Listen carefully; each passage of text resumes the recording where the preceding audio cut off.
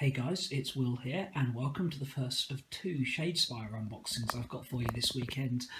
Starting up here, we've got the Farstriders, so the new Stormcast sort of scout types for Shadespire. So let's get this box open and see what's inside.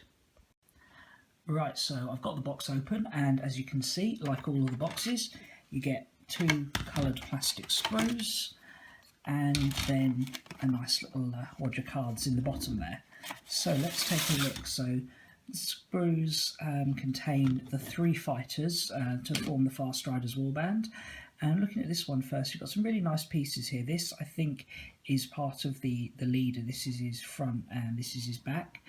And as you can see, some really nice scenic detail here. We've got like a little like stone here and a log that goes on to part of his base. And then you've got this nice texture on the back, and then this like star eagle, I think it is, that he can use as an attack when he inspires. And then you've got a little bit of the second guy on there. He's got the axe, and the interesting thing about these guys is that they've got these bolt storm pistols. So every single one of these guys has a ranged attack, which means they're going to be very different to most of the other warbands where ranged attacks are few and far between, if any. So yeah, that's pretty cool. And to be honest, you get the level of detail that you would expect from a Stormcast model for Shadespire. You know, GW are constantly pushing the boundaries with what they can do with plastic. I know that not everybody likes Stormcast, but you know, the quality on the Age of Sigmar miniatures, and particularly those from Shadespire, is just brilliant. And they've got lovely unique poses. Each one of these is an individual. I really like these models. You've got the second sprue. You can see you've got the parts to make the third guy and some of the bits for the second guy as well. Nice moulded scenic base again.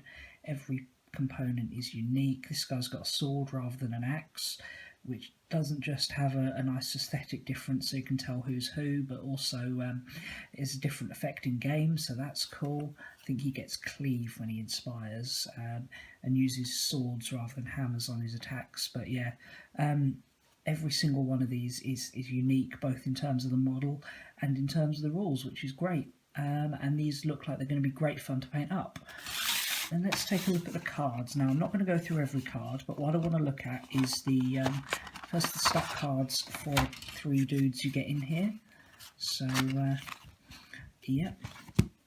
So here's the three. So starting with Farstrider himself, the leader.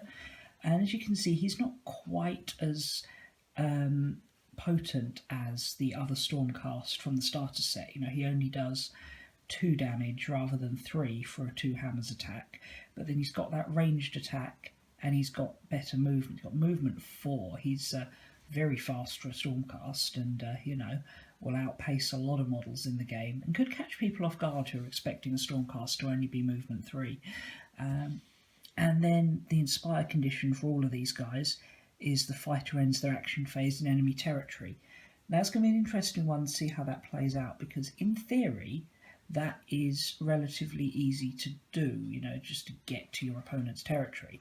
But the problem is that these guys having a ranged attack might actually be better off standing a little bit further back, especially as there's a few cards in here that can make that more reliable or more potent. So I'm not sure whether or not that's going to happen all the time, but you know, they can get just sort of step inside enemy territory, inspire. It's easy to do, it's just whether or not you want to do it.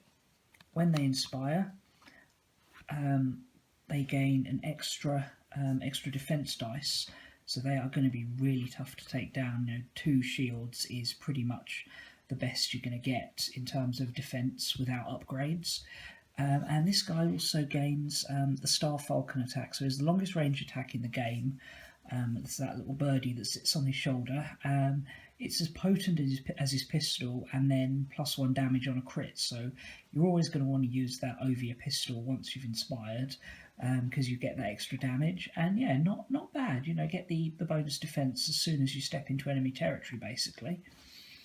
Then he's got 2 friends, Alberici Ally, who is kind of a bit more of a generic version of the same. He's got the same pistol attack and the same hand axe attack. has only movement 3, so he's more of a normal Stormcast in terms of his movement. And then when you flip him over, when he inspires, he gets, again, a bit of extra damage with his hand axe. So just comparing that to Farstrider. So this guy gets a bit more melee damage rather than a bit more range. And like all of them, he gains the extra shield on the defense. Last dude is Elias Swiftblade. Again, pretty similar, except he's got the sabre rather than the axe, so that is 3 dice looking for swords for 2 damage rather than 2 dice looking for hammers. I think the odds are about the same. I guess he's got slightly more chance of critting because he's rolling more dice. And then when he inspires, he just really gains cleave on that, which is handy. You know, cleave is certainly going to be useful, and he gains the extra defense. So none of them go completely like monstrous when they inspire, not like some of the dwarf characters who become absolute beasts when they inspire, but they're all solid, all worth inspiring, and have a little bit more flexibility than the other Stormcasters. Obviously their most direct comparison being a 3 model warband, you know, they're going to be compared to Steelheart's champions, and I think they stack up pretty well. They're going to require a bit more finesse, I think. But they, not a bad warband at all. Now I want to have a look at some of the other cards. I'm not going to look at all the cards because we'll be here all night, but I've picked out a few objectives and a few power cards that I think might be particularly interesting. I've gone for generic ones so that these will be relevant to whatever faction you play potentially. So starting off with Advancing Strike. So this is a nice easy 1 glory objective. Score this immediately when you take out a fighter standing in enemy territory. So any warband that wants to play aggressively, be it Steelheart's champions, orcs, Khorne, you know, potentially going to get up there and start smashing faces, and it's just, yeah, nice and easy one to do there. Defensive Strike, score immediately when your warband takes an enemy fighter standing in your territory out of action. So it's the counterpart to that, and this would be better for factions that perhaps want to stay back and who are going to have enemies coming towards them. You know, they're in your territory, you probably want to kill them anyway, so yeah, it's useful to have. Heroes All, score in the end phase if all of your surviving fighters, at least 3, are inspired. Now this, I think, is going to be very popular with Garruk's Reavers, because it's so easy to get all of Garruk's Reavers inspired, because you literally just take out an opponent, let 2 guys die, and boom, the 3 good guys, you know, you've got the 2 little guys who die easily, stick them up front, they get killed off. I've seen Sam do it so many times, and just kill one other guy, 3 guys are dead, whole warband inspires, so Garruk's Reaver's going to love that card.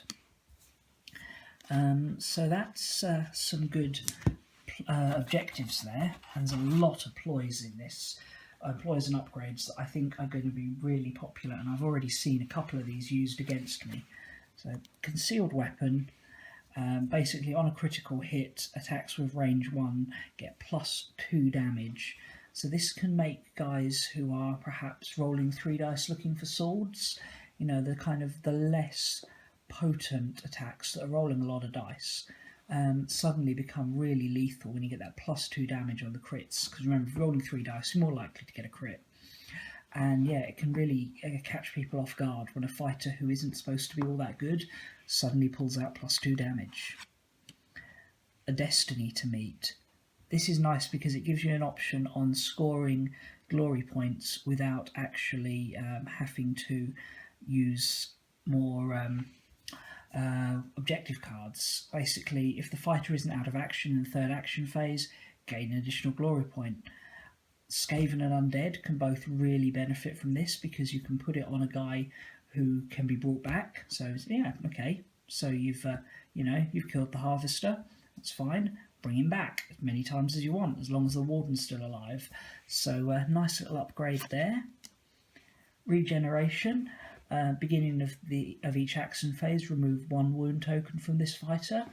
Really good for some of the characters like Gerzag, who's got a lot of wounds, very unlikely to go down in 1 turn. It can make him tougher and tougher as he keeps regenerating. Steelheart would like this one as well, stop him getting worn down. and twist the knife. This is a brilliant ploy. I've been completely screwed over by my opponent playing this one already. Basically, you play this as a reaction after one of your fighters succeeds with a range 1 attack. It has +1 damage. You know, that guy you thought was probably safe because he's got 4 health and none of your opponents have more than 3 damage. Taking 3 damage, he'll be fine, you'll hit back. Oh no, twist the knife, +1 damage, you're dead. Lovely card. Inspiration strikes. Choose a friendly fighter, they become inspired. Nice and simple. I don't think this is much good for Skaven or Blood Reavers, because the Skaven, obviously you play any ploy, they'd become inspired, so this wouldn't really help them. You just play another ploy that's better. And Blood Reavers obviously inspire en masse, but something like Orcs or Stormcast, who are a little bit harder to inspire, that could be very handy. Spectral Wings. So this is a ploy that gives you +2 movement. That moment when you just really need that one guy to go a lot faster. I've so many times my Orcs could have really benefited from this. I think that is going to find its way into my Orc deck very soon. And finally, Shardgale. This is an interesting one. All fighters suffer 1 damage. Everybody on the battlefield takes a single point of damage. The first thought I had when I saw this was Orcs. Suddenly the whole warband just inspired and weakened your opponent as well, so when you then charge you're more likely to take them out. So yeah, going to need some finesse to use, but potentially a very potent card if used appropriately. So there we go, that is the Farstriders. Certainly well worth adding to your collection, even if you're not necessarily planning to play them, because you've got some brilliant cards in here, and also the option of just painting them up for the fun of it, because they're nice models. Anyway, thanks a lot for watching. If you enjoyed this, then maybe check out one of my other unboxing videos. I'm going to be doing Margor's Fiends next, the new Khorne guys, so yeah, might be worth taking a look at that. Anyway, thanks a lot for watching. I'll see you guys again soon. Bye.